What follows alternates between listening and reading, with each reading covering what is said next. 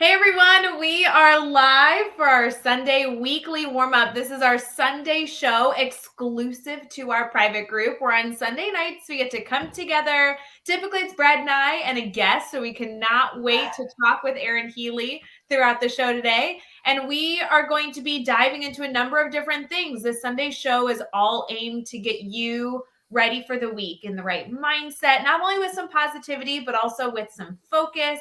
We also love to give you some challenges to maybe help you power through the week. So as we get started here, we are streaming exclusively in our private group for one reason only, and that is so you can engage with one another in the comments. We have over 7,000 educators in our private group over at teachbettergroup.com. So the more you can interact and learn from one another all around the world, the better. So please feel free to use those comments as a way to engage with us during the show, but also each other. And then if you're catching this after the fact, you might catch it streamed Monday nights on all of our social media platforms as a recording. That's also a great way to not only get to know the people on screen, but also as a reminder to get in our Teach Better private group. So we'll see you here in a minute.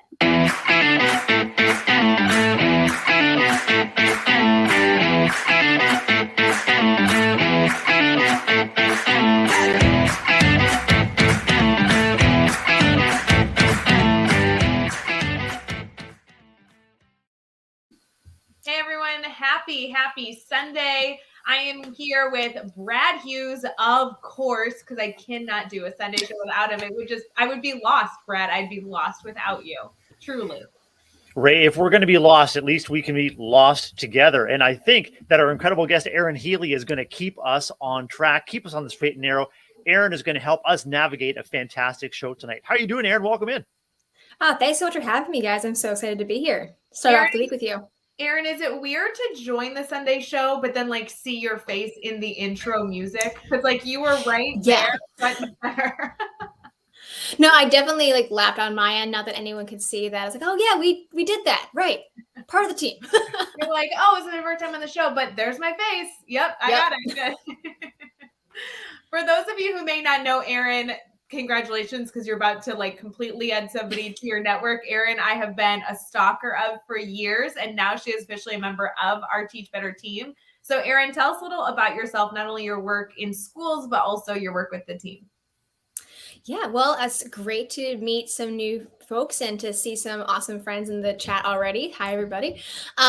So my name is Erin Healey. I live in Rhode Island, and I'm an instructional coach at a high school here in Rhode Island. And I'm also the Speakers Network Manager for the Teach Better team, which is absolutely fantastic. We are working with a number of rock star speakers across the country to share the Teach Better message and share their incredible work to educators. So that's something that you should all keep an eye out for.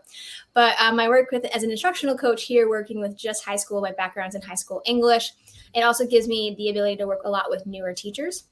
I am the founder of the Young Educator Society of Rhode Island, which is a group that connects networking and professional development, all teachers under year 5 in the classroom, trying to get past that critical burnout rate. We do a lot of work with pre-service teachers, adjunct lecturing at URI this semester too, which is great to meet so many amazing future educators.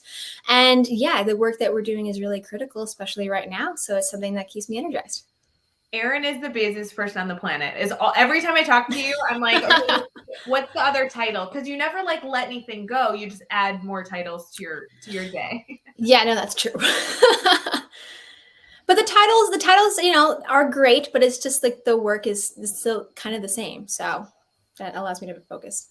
Erin, I know you joined the team just at the beginning of this year. Brad, did I just see on Facebook that you joined last year around this time? You're officially at a year on the team, right, Brad? That's right.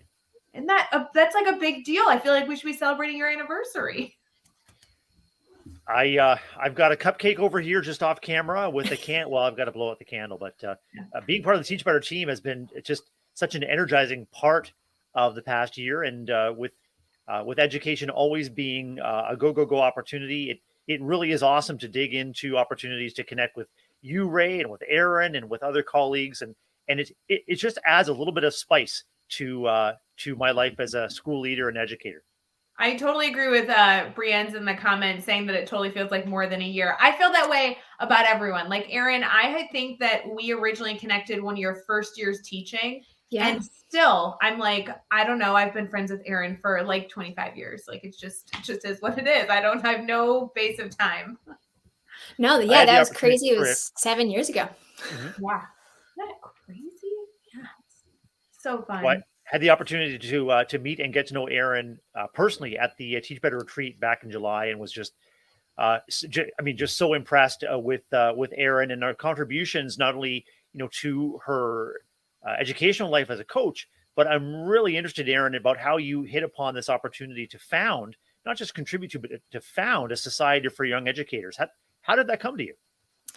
So that was in a time of transition. I just met Ray at my very first educational conference ever. And I had gone into my second year of teaching and just kind of thinking about some of the supports that I could see existing in the world, mostly honestly through my connections with the Teach Better team, looking at what they were doing on social media and looking at what other places were doing around the country and being like, I wish I had that in my first year of teaching, or like, I wish I had known that in my second year, transitioning jobs, like all this stuff about how to read a contract, how to manage your time, how to not spend your entire paycheck, which is small for first year teachers, on classroom decorations, right? Like all this stuff that I wish I had known as a first year teacher. And I was like, someone should be talking about that.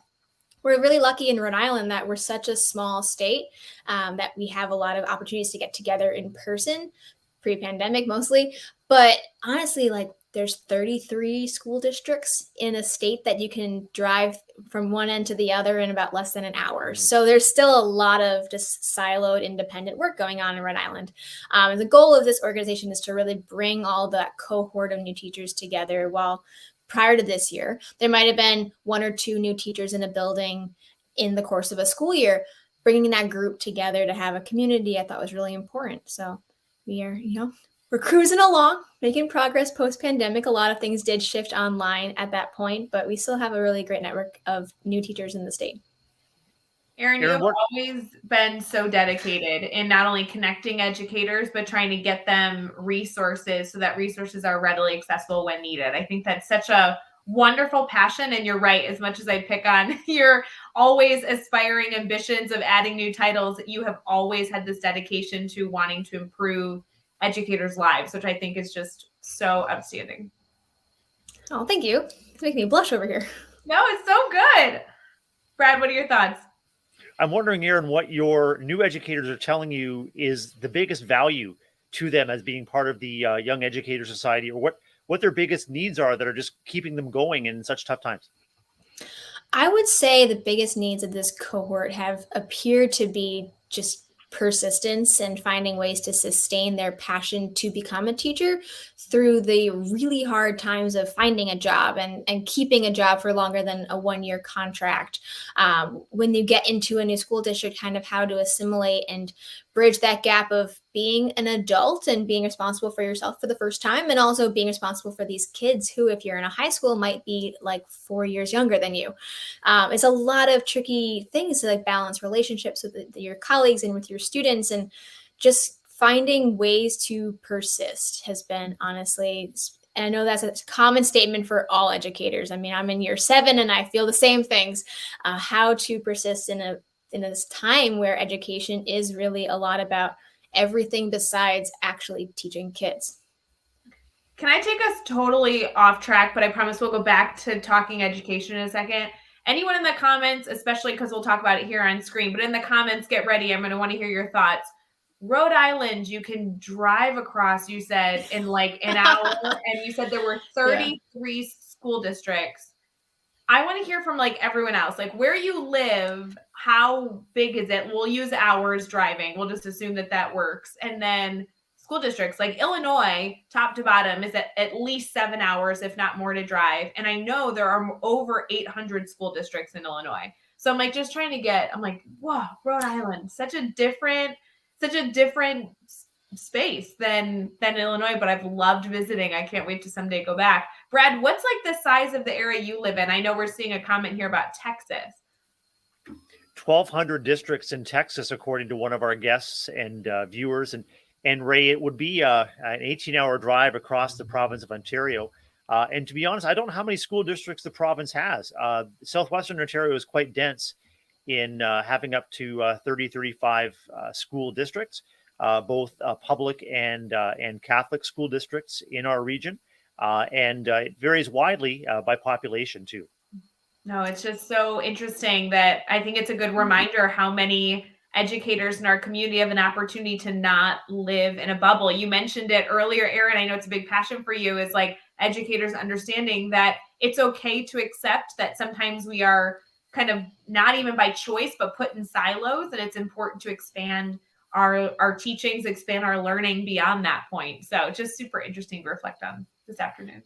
It is like a really unique microcosm. And I honestly, the 33, that's all public schools. There are so many charter and private schools as well that we didn't even touch on.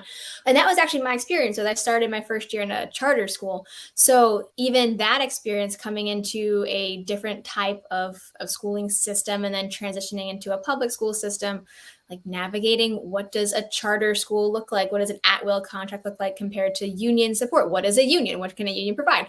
So there was a lot of just new learning that would have been great to know before my first year teaching, but is great to know now. And in a lot of the supports that are available for new teachers, some of the work that I do is with our National Educator Association chapter in Rhode Island for the early career educator community. They are fantastic in providing supports for new teachers, but only in the communities that are a part of that union.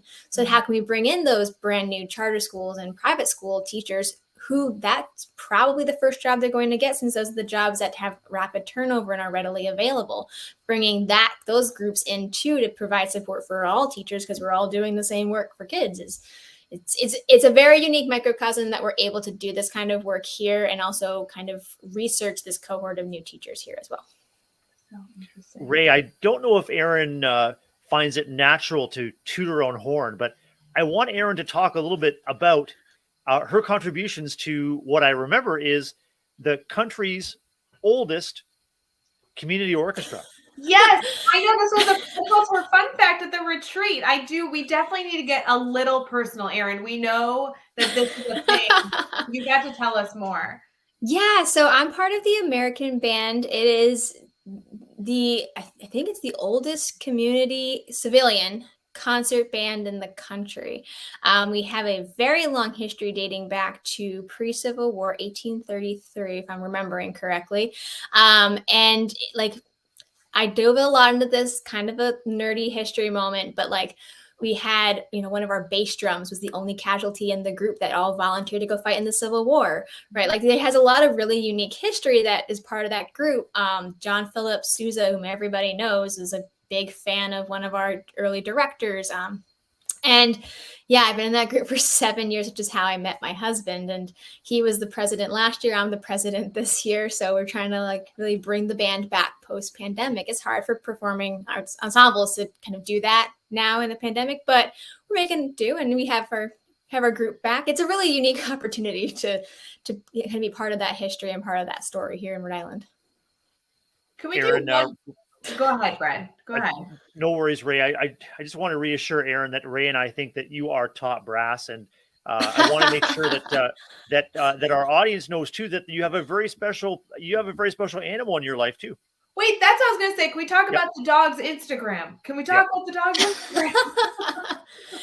Yeah, so playing trumpet, jumping to dogs. We named our dog after a local ice cream shop here. He's very cute. He's very active. He was barking a lot when just Ray and Brad and I were on here earlier, so I'm glad he's kind of settled down now that we're recording live. But yeah, he's a 10-month-old mix of something happy.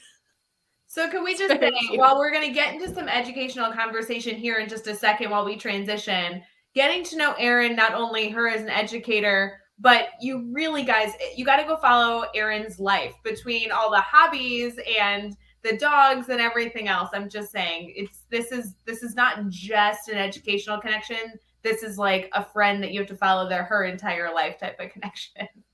Well, this is also something that makes connecting with Teach Better team members so wonderful, Ray, is we're able to gradually uncover how educators contribute so much to life in their schools, but also life in their communities too. And this is what it's all about is finding ways to find and maintain the joy in our lives as whole people, contributing to families, to communities, to schools, committing to making our own contributions. And I'm just excited to dive in further with Erin and to find out more about her.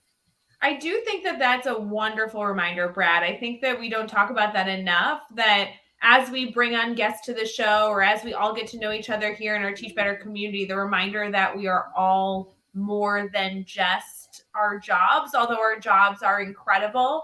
I love the opportunity to get to know one another personally. And even if you're willing in the comments right now, sharing like a fun fact, a tidbit about yourself that maybe Brad, Erin, and I don't know about you. I mean, that is something that I love the opportunity of, is not just being able to talk shop with all of these incredible educators, not only on screen, but in our comments in our group as well. And sometimes I think we forget that there are real people with full lives, families, and hobbies, in addition to the work that's being done every day. So I'm excited to maybe see some fun facts and get to know some personal fun tidbits from our family here.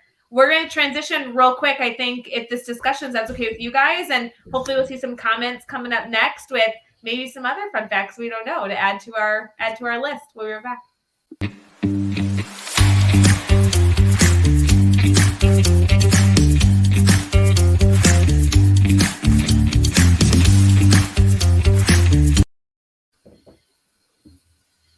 Welcome back. We are diving into discussion with the incredible Erin Healey. It's Ray Hughart and Brad Hughes from the Teach Better team. And you're with the Sunday weekly warm-up, streaming exclusively in our Teach Better group on Facebook. Streaming later in this week, but for right now, this is a private party for our Teach Better group exclusive members. And Erin Healey is an educator in Rhode Island. She's committed to instructional coaching in a high school setting, as well as making a commitment to community service through music, as well as service to new educators, especially in their first 5 years. And that's where I'd like to dive in here, Erin. I wonder if this is reaching new educators, either watching live or listening later. What do you think might be top of mind right now as maybe we turn the corner on the first month of school in our districts? What might newer or new teachers be feeling right now? This is actually a great kind of transition from our last conversation about looking at educators as full people.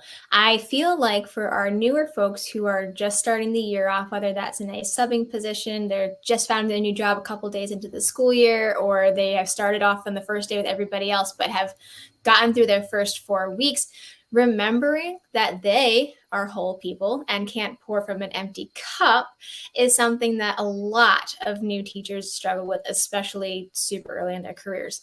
I'm lucky to work with a bunch of future teachers and current teachers who are coming back to after they're getting their emergency certification to take some courses in classroom management at the university level. And they're all saying the same thing. Just how do I, again, sustain this lifestyle of being a teacher, being up all hours of the night, creating new lesson plans and coming up with new behavior management strategies, staying after with kids, making phone calls. It's a lot to juggle. And when you're a new teacher, you think you have to do it all at once. And, you don't. You can pace yourself. The school year is a marathon, not a sprint. This is actually also just kind of a quick plug, the topic of my speaking, my presentation at the Teach Better conference in Ohio in a couple of weeks about how to thrive as a new teacher, not just survive. And so this idea of bringing all these different passion areas into your life that are going to sustain you and push you through some of these hard times is that mindset shift that we're going to be talking about in Ohio in a couple of weeks. Of course, Erin Healey found a way to plug. Can we just name Guys, come to Ohio. Of course she did. She was like, I'm going live. I'm doing 100 things, but I'm going to figure out a way to plug the Teach Better conference in our conversation.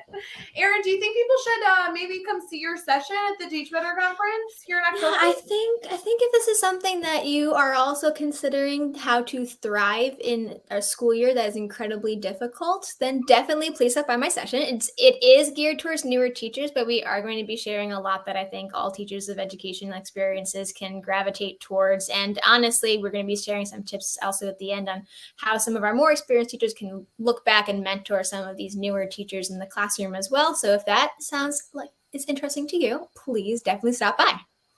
Brad, are you thinking about going to the Teach Better conference too? Do you think you'll be there? it's crossed my mind, Ray and Erin, that I may be able to stop in to our Akron, Ohio conference, October 14th or 15th. Actually, I'm so excited about it. I can't believe we're coming up on 3 weeks away when we have an opportunity to come together at the National Inventors Hall of Fame Middle School in Akron, and to come together with incredible educators just like Erin Healey, whether you're new to the role or whether you are an experienced educator, whether you're a classroom educator, a school leader, whatever you contribute, there's something for everyone at Teach Better 22. So fun. Erin, I know that you're going to present this at the conference. I know a number of people tuning in are going to actually take the time to make sure they're at your session October 14th and 15th. If you need to get your ticket over at teachbetterconference.com. But I will say, if they're not able to attend or they're struggling to figure out what sessions to go to because there's so many good ones, is there kind of a strategy that you can challenge our group with right now? Either something that fits with this topic or something that you're going to share in your session that maybe our community here could consider doing or questioning themselves of this week? Yeah, absolutely. This might sound like a little outside of the box for education, but if you've heard of the Marie Kondo method, it's try to think about things that bring you joy and to focus on that. I have taken this to impact, my house cleaning, which is kind of her goal, but also looking at ways to process what is the most important parts of your school year and really prioritize those things that fill you up and make you want to keep teaching, B, want to keep you looking for ways to teach better, and also B, just making you a better person when you wake up in the morning. That could be something like, I need to prioritize my parent communication as opposed to coming up with like a classroom transformation every other day, and looking at ways that priority can be brought into your daily habits. Maybe it's something like you are a runner, and that, unfortunately, if you're a high school teacher like me, means waking up at like 4:30 to run before school. But putting these habits into your schedule, into your life, making those a priority when you're building out your week, I found it to be really helpful. Also, instead of like Sunday scaries, which I know that you don't have Sunday scaries because you're here with us at 8 p.m. on a Sunday night. If you are one of those people that tries to like leave the planning of the whole week up until that last minute, I find that sitting down with a cup of coffee on a Saturday morning and actually planning out your week from Monday to the next Saturday is a really great way to give yourself space to maybe think about things you forgot you needed to get done before Monday and you have a whole day and a half left to do it, or maybe scheduling in some of those things that do fill you up and bring you joy, making those a priority, and then fitting in everything else around it. Like, yeah, it's cool that your friends from college are coming back for the next weekend, but like, what is going to fill you up? Is it going to be that like thing you're going out and spending a whole day with them? Or is it going to be like taking a walk with your dog in the morning first? So finding ways to fit those priorities in, it's just a mindset shift. And Saturday mornings are a great time to do it, I find, because I'm usually the one forgetting, like, I forgot to go grocery shopping. And now if I'm doing that at Sunday night, it's too late to go grocery shopping. But if I'm thinking about it Saturday morning, I can plan it out in advance. Brad, I wonder if that's kind of a good challenge for our group here. Sometimes I feel like we fall into challenges that are kind of like auditing our week, which I kind of like. You're kind of keeping it in the back of your mind for the week. And maybe it's something you can reflect on, Friday night or Saturday morning. But saying, we're not telling anybody to change their practices. But if you go through your week and do a gut check every so often saying, is this something I really enjoy doing? It's you bringing me joy. Or is this something that I actually could have done without? Maybe we can slowly start making those shifts. Not to say that every single thing you do in your calendar is going to refuel you.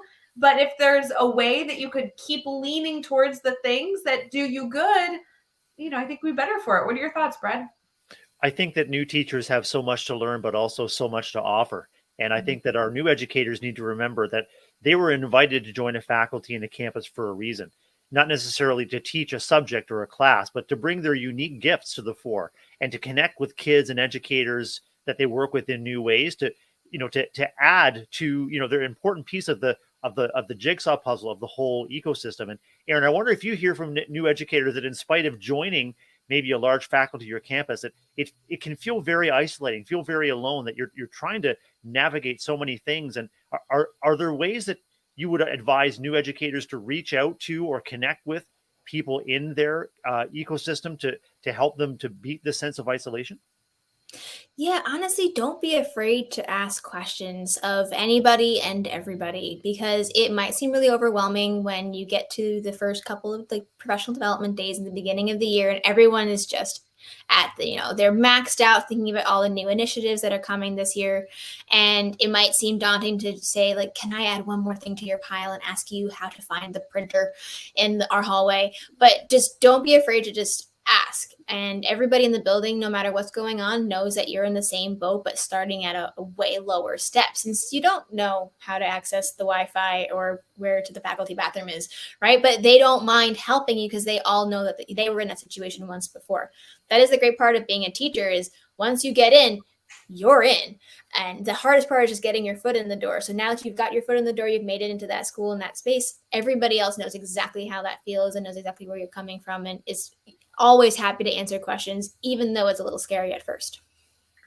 I have to say, I know this is maybe like the lamest comment ever, but as a teacher who, you have this like long to-do list of things that you need to do, I think answering a question almost like gives you a boost of adrenaline and confidence, like of success. Like a new teacher comes to you and asks you a question, that makes me feel good. I can help somebody, right? Typically on my to-do list is a list of things that are relatively daunting or cumbersome.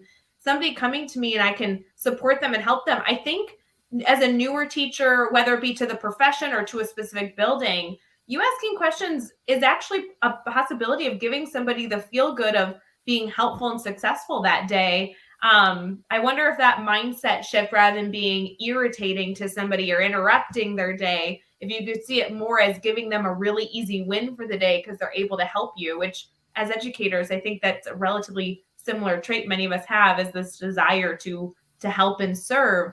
I wonder if that mindset is beneficial at all. Absolutely. That is why we all became teachers. It wasn't for the paycheck. It was for helping people, teaching people. And whether it's a student or a new teacher. That's it. Well, I'm thinking how busy all of our lives are as educators, and it's understandable if you're a new educator or not to anticipate that someone might be irritated or bothered or too busy to answer a question. So if an educator comes to you with a question, I want to encourage everyone to remember to be patient and graceful and invitational, because it's risky to let others know, especially if you're new to the profession, that you need some advice, you need some help, because we all want to be positioning ourselves as people who are in the know. If we can position ourselves and keep that learner's mindset, and you can ask for advice, ask for help, and then reflect back to the person who gave it how that advice was helpful to you. But please be graceful and please be patient with those who are asking for help, because it's hard to ask for help in the first place, and you never know what you might learn in the process. Erin, we never get to talk really about the Teach Better Speakers Network. And because you are the brain power behind it, would you mind shifting this conversation just slightly? I know you love supporting new educators in the field. Now let's go to the fact that you actually work with experts in the field in our Teach Better Speakers Network. And this is something that you not only have done for the last few months, but completely re-energized this program, this community within our Teach Better family. Would you mind sharing a little bit about what you get to do with these outstanding educators?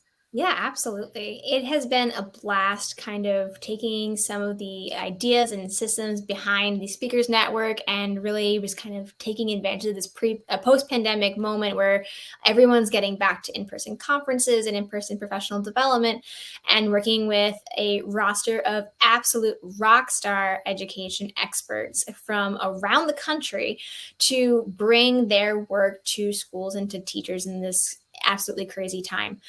So the work that we do is, if you go to teachbetter.com/speakers network, you can check out our slate of incredible experts. And I basically try to get them gigs, and we get to send them to as many schools and conferences and companies, different organizations, because teaching better is not just isolated to K-12 education. It's also looking at colleges, pre-service teachers, companies, different businesses. One of our rockstar educators is actually going to speak at a Chamber of Commerce to educate people who are responsible for other people. That is what teaching is, and the Teach Better message is spread through all of their excellent work.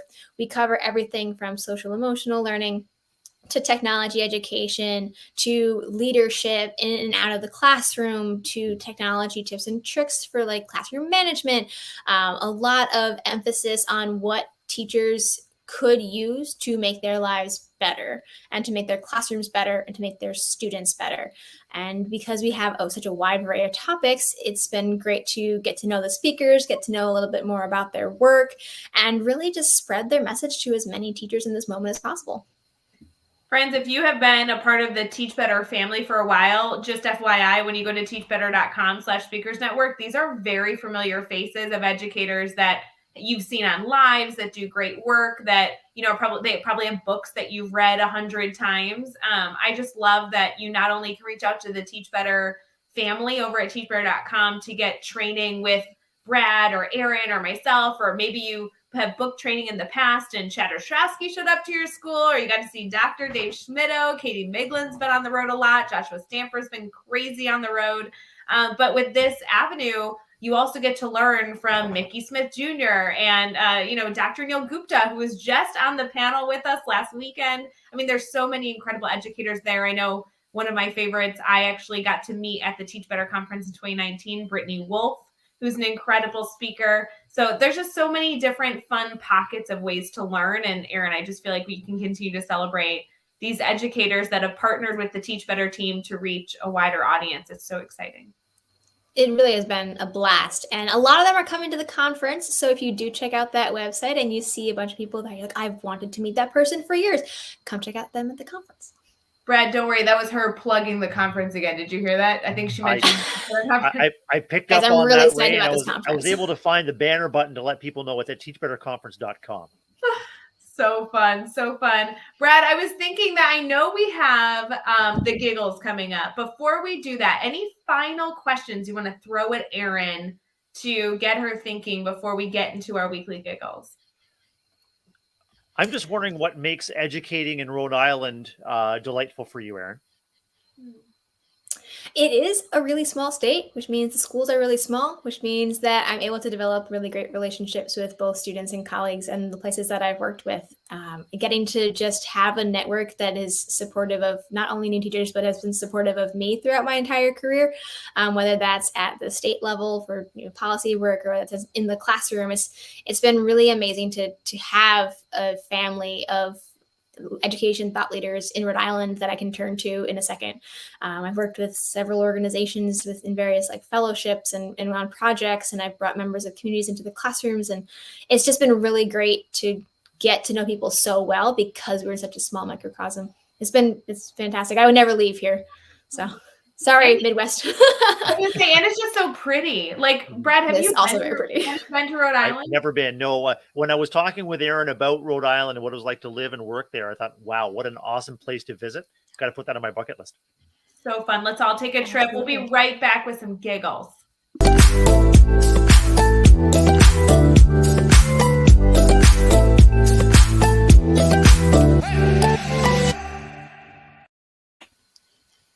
That's a hilarious little banner. I was just thinking, I'm like, I kind of like the commercial for Weekly Giggles. If you're listening to this after the fact as like a Teach Better Talk podcast episode, friends, that would obviously come out the day after. If you want to participate live, you have to be here exclusive in the group. But regardless, if you're not watching, go back and rewatch that commercial. I think it's so funny.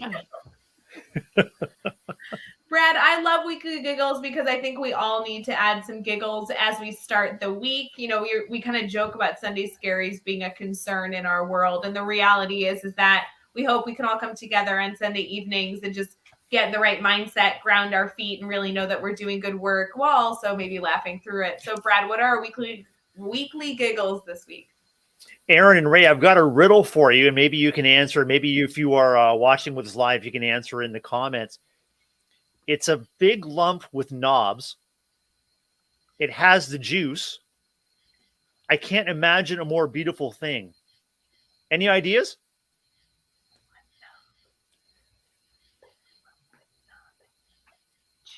I got nothing. Help. No. Somebody in the comments has to know. Wait, do it one more time. Somebody in the comments. Maybe if I sing the clues, it'll help. Oh, okay. Maybe. A big lump with knobs. It has the juice. It has the juice. I can't imagine more beautiful thing. Is It's it corn. corn? It's corn. It's corn. And it's courtesy of Tariq from Recess Therapy. Recess Therapy, Ray and Erin is one of my favorite Instagram follows, as well as a website. And Tariq is the corn boy, and Tariq loves to share his love of corn with the corn song. Have you picked up on the corn song so far, Ray and Erin? It has been sung to me like at school by kids and adults. Yes. I haven't It seen is- the video though. It is such a bop, and Tariq is such a sincere and articulate, and just tugs at my heartstrings when Tariq gets passionate about corn. He wishes everyone a corntastic day, and this comes from Recess Therapy, which again is just a wonderful website and a great follow on Instagram. I love that we're able to have a good giggle. I have to tell you, the things I've learned going through either TikTok or Instagram Reels is unbelievable. And then obviously kids that come to you later who are able to give you like some context to what you're watching. I'm like, it's so fun. It's very helpful when they come back and get context.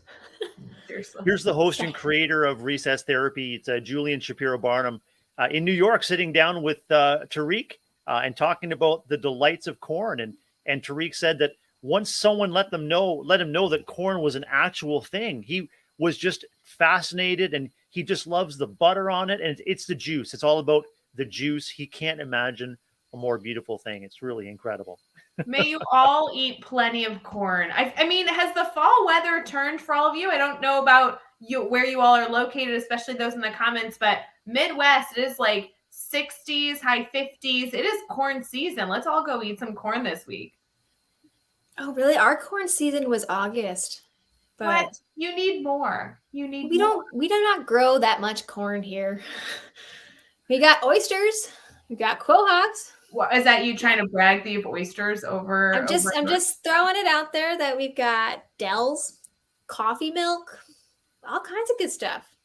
Brad, if you had to Not- pick not something, corn. if you had to pick something to eat in September, what are you eating? What's your food of choice September? It's got to be anything maple, Ray. Like anything maple. So it could be maple latte, or maybe pumpkin pie with some whipped cream with a little bit of maple syrup in there. It just anything that says fall to me is maple. But when it comes to corn, I mean, if you want to talk more corn, I'm all ears. It doesn't surprise me about the maple thing, Brad, but I will say pumpkin has been everywhere. Like officially all the pumpkin drinks are out, everything. When is it, like, what are your rules in terms of like people being excited and decorating for Halloween? Do you have to wait till October 1st? We're only a few days away from that. I prefer to see Halloween decorations start to come up around mid-October, Ray. But I'm always good for a good spooky scare and celebrate Halloween. Wait, did you say mid-October? That means you only would have the decorations up for a few weeks, right? Yeah, I would say just for a few weeks. What do you and Erin think? Erin, is that wrong? Well, I decorated for fall. I put some fall things, like a wreath on my door 3 weeks ago. It's like the first weekend of September. And I put the candy corn and the pumpkin on my TV stand yesterday. So I am like ready to go. Okay, wait. So then I'm going to follow this up. Step. I'm going to follow this up then with Thanksgiving, which, you know, obviously, Brad, we won't necessarily. I know we have different Thanksgivings, but when is it too early to put up Christmas stuff? Because I know many people celebrate Christmas, and this is the big debate after Thanksgiving, before Thanksgiving. We always listen to Alice's Restaurant, which is like this ridiculous song speech moment the day of like Thanksgiving, and then as soon as we listened to that song, Christmas music was allowed, Christmas decorations were allowed after that. So like mid Thanksgiving Day is Christmas season. It's our tradition to start putting things up on November 25th. But in our family, we love to decorate for the winter, for holidays, and just it gets everyone in the right spirit. I just want to say I don't necessarily really care about Halloween decorations, but as somebody who doesn't celebrate Christmas, I thrive on seeing everyone else's Christmas lights and decorations. So the earlier you can put them up, the better for me. So just as a just as an alert for everybody who's debating on putting Christmas stuff up, I say the earlier the better, because that's more time for me to enjoy your Christmas lights. And Ray, Rosh Hashanah begins this evening. Is that right? Oh, Brad, thank you for reminding me. I wanted to make sure we wish all of our Teach Better community, anybody celebrating Shana Tova. We are so excited for Rosh Hashanah to be kicking off right now, depending on where you are. It's been going on for a bit. And then obviously Yom Kippur coming up here in just about 8 days. So if any of you are celebrating, or if you know a friend or family member who's celebrating, wish them a happy new year. If you want to say it all fancy, you can say Lishana Tova. It's a very exciting opportunity. Thank you, Brad, for that reminder. Always good to celebrate all the holidays around the world that our Teach Better family members might be celebrating. So fun. One thing that's special about being educators is that every August or September, it really is a new year. And we have the opportunity to come together to, just to open the new year with freshness and excitement and openness to opportunities that we bring to and that our students bring back to us. So much to celebrate as we head from September into October, Erin and Ray. Yeah, it's really interesting. I know that we have a lot here that we want to discuss before we wrap up, but just for context, if you're in a new community this year, or maybe you're engaging with different families than you have in the past, these are the two most important Jewish holidays all year long.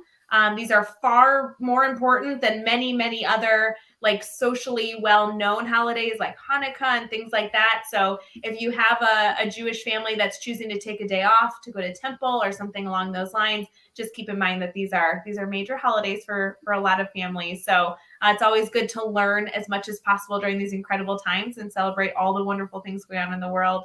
As we wrap up here, I'd love to make sure, Erin, that everybody gets to connect with you, not only obviously to see your session at the Teach Better conference, but also just learn from all the things you're doing, both personally and professionally. Would you mind sharing a little bit of how people can stay connected with you? Absolutely. So my social media handle on Twitter, Instagram, Facebook is @Miss Erin Healey. And you can follow the Young Educators Society by checking out yesri.org or yesri.org on Facebook, Instagram, and Twitter as well. So fun. Brad, anything exciting coming up for you this coming week? Just back to school and back to opportunities to serve and connect, Ray, and looking forward very much to seeing you and Erin in person just a little over 3 weeks. Might be an Akron, Ohio date, teachbetterconference.com for all the details.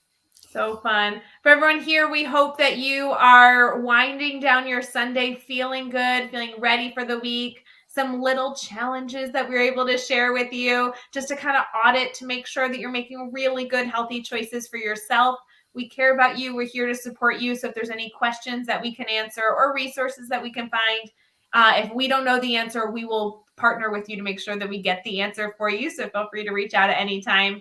We hope you have an incredible Sunday, an outstanding week. We will still be live all week long, multiple times to celebrate our last little boost of our Teach Better Conference speaker spotlights that I'm sure you've been catching. And we also, of course, will be live Wednesday morning, bright and early for our Wednesday wake up. So we hope to catch you as the week continues and hear from you. Have a wonderful, wonderful week, and we'll see you soon, friends. Bye, guys.